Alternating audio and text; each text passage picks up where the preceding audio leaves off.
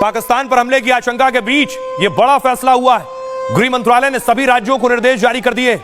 राज्यों को civil defence के लिए मॉक ड्रिल करने को कहा गया है। यह मॉक ड्रिल 7 मई को होगी। नागरिक सुरक्षा को प्रभावी बनाने के लिए ड्रिल की जाएगी। हमले की स्थिति में नागरिकों की सुरक्षा सुनिश्चित करना है। सबसे पहले एयर रेड वार्निंग सायरन को चालू किया जाएगा। हमले की चेतावनी देने वाले सायरन को बजाया जाएगा और हमले की चेतावनी देने वाला जब सायरन बजने शुरू होगा तो लोग अलर्ट हो जाएंगे। हमले की स्थिति में खुद को कैसे बचाएं, इसकी जानकारी दी जाएगी। क्रैश ब्लैकआउट के उपाय किए जाएंगे। हमले के दौरान रोशनी बंद करने यानी क्रैश ब्लैकआउट की व्यवस्था होगी और महत्वपूर्ण प्रतिष्ठानों को जल्दी से छिपाने की व्यवस्था की जाएगी। एवैक्यूएशन प्लान को लेकर भी लोगों को अपडेट किया जाएगा, कैसे उस वक्त लोग निकलकर भागें, युद्ध की स्थिति में कैसे सुरक्षित जगह ले जाएं, इसकी तैयारी की जाएगी।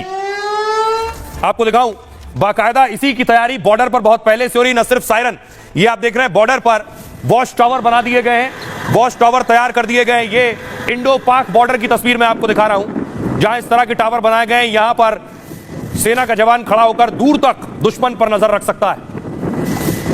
दरअसल हम जैसलमेर के जाने वाले रास्ते पर मौजूद हैं और यहां पर सेना ने ऐसे 5 वॉच टावर बनाए हैं जिन वॉच टावरों के जरिए पाकिस्तान की हर हरकत पर नजर रखी जा सके। अगर मेरे दाहिनी तरफ आप तस्वीर देखेंगे तो आपको 3 वॉच टावर जो है वो लाइन से नजर आएंगे और उसके ठीक बगल में वो हाईवे जो सीधा यहां से सरहद यानी कि पाकिस्तान के बॉर्डर तक जाता है। और अगर मेरे विजय महेश आपको बाएं तरफ कैमरा करके दिखाएंगे तो एक वॉच टावर आपको और नजर आएगा। और इस वॉच टावर को भी बनाए जाने के पीछे की कोशिश यही है कि अगर पाकिस्तान इस सरहदी इलाके से घुसपैठ की कोशिश करता है, जैसलमेर शहर की तरफ आगे बढ़ता है, तो इस वॉच टावर के जरिए उस पर निगरानी रखी जा सके और न सिर्फ निगरानी बल्कि सख्त एक्शन पाकिस्तानी सेना को लेकर लिया जा सके।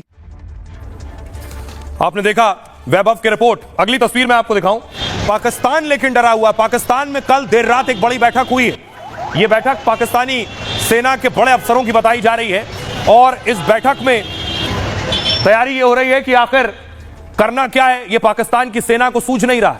भारत के हमले को लेकर पाक सेना डरी हुई है। कल देर रात पाक आर्मी ने राजनीतिक दलों के साथ भी बैठक की। सेना ने पहलगाम हमले के बाद बने हालात पर चर्चा की। बैठक में आईएसपीआर के director lieutenant general Ahmed Chaudhry थे। पाक के रक्षा मंत्री और सूचना मंत्री मौजूद रहे। रक्षा मंत्री ख्वाजा आसिफ ने मीटिंग में कहा है सरकार इस मुद्दे पर सभी दलों से फीडबैक लेना चाहती है, इसलिए सेना के साथ यह बैठक बुलाई गई है। जंग को लेकर पाक सेना की क्या तैयारी है, सेना ने इसकी जानकारी राजनीतिक दलों को दी है। बैठक में सभी दलों ने सेना को पूरे समर्थन की बात कही है। जंग होने पर सभी राजनीतिक पार्टियां एक हो जाएंगी, सभी दल मिलकर एक संयुक्त मोर्चा बना लेंगे। बैठक में मुख्य विपक्षी पार्टी पीटीआई शामिल नहीं थी। पीटीआई इमरान खान की जेल से रिहाई की मांग कर रही है। शहबाज सरकार ने पीटीआई की मांग खारिज कर दी है, जिसके बाद इमरान की पार्टी ने बैठक से दूरी बना ली है। अब आपको दिखाऊं कि कैसे सीमा पर तैयारी की गई है। बंकर भी बना लिए गए। मैंने आपको वॉच टावर दिखाया, ये बंकर भी बनने शुरू हो गए हैं। जम्मू के अलग अलग इलाकों में बंकर निर्माण हो रहा है। कल भी मैंने जम्मू की एक रिपोर्ट आपको दिखाई थी जहां बंकर बनाया जा रहा था।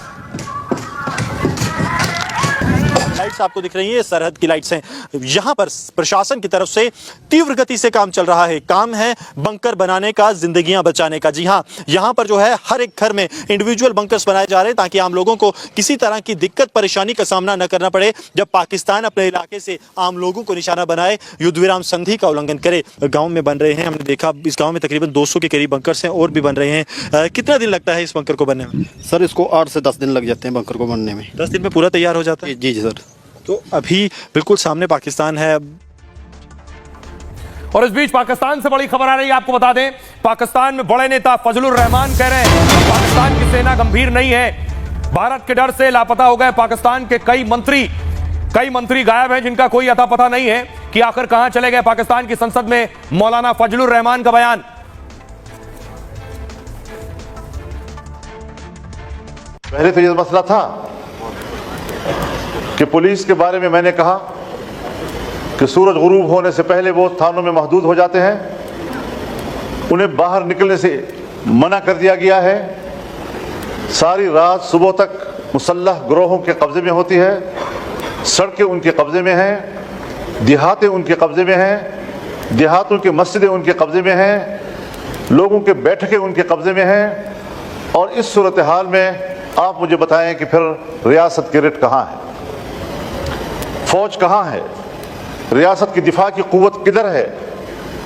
क्या उसका फर्ज सिर्फ इस इस्लामाबाद तक महदूद है कि वो अपने मुखालिफिन पर दावा बोल दें और कहें कि हम रियासत का तहफ़्फ़ुज़ कर रहे हैं? क्या अवाम की कोई और इस बीच आपको बताऊं